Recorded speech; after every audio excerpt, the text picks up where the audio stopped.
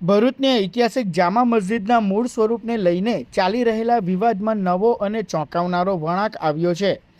સંત સમાજના મુક્તાનંદ સ્વામીએ એક વિડીયો જાહેર કરીને મસ્જિદના ભોંયરામાં મૂર્તિઓ મળી આવી હોવાનો દાવો કર્યો છે। મુક્તાનંદ સ્વામીના જણાવ્યા અનુસાર માર્ચ મહિનામાં થયેલી તપાસ દરમિયાન આ વિડીયો રેકોર્ડ કરવામાં આવ્યો હતો।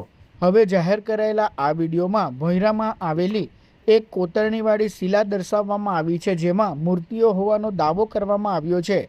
સ્વામીએ વધુમાં જણાવ્યું કે જો મસ્જિદ પરિસરમાં આવેલ કૂવાની યોગ્ય રીતે સફાઈ કરવામાં આવે તો ત્યાંથી વધુ મૂર્તિઓ અથવા પ્રાચીન અવશેષો મળી આવવાની શક્યતા નકારી શકાય નહીં।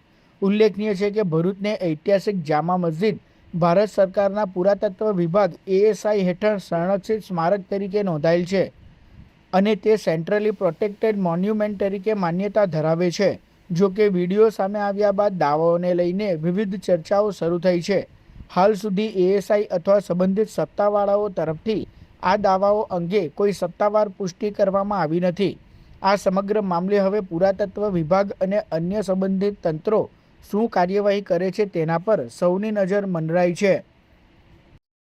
આ વાત બિલકુલ સાચી છે અને અમે અગાઉ પણ ઘણી વખત કહ્યું પણ છે કે આ સ્થાન પર એ મૂળભૂત જૈન મંદિર, શ્રી ચક્રધર સ્વામીનું જન્મસ્થળી અને હિન્દુ મંદિરોની સ્થાપત્ય કલાનું આ સ્ટ્રક્ચર છે, એટલે ત્યાં મૂર્તિઓનું હોવું એ સ્વાભાવિક હતું।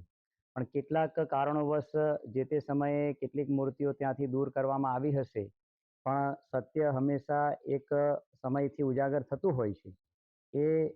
એ ઉદ્દેશથી ક્યાંક ને ક્યાંક આ પ્રતિમાઓ ભોંયરાના જે રૂમનો જે ભાગ છે એમાંથી મળેલી છે અને અગાઉ પણ અમે કહ્યું છે કે અંદરના જે કૂવાના ભાગને પણ સાફ કરાવવામાં આવે અને એમાં પણ આવા જ પ્રકારની કંઈક પ્રતિમાઓ હોવાની 100% સંભાવનાઓ રહેલી છે।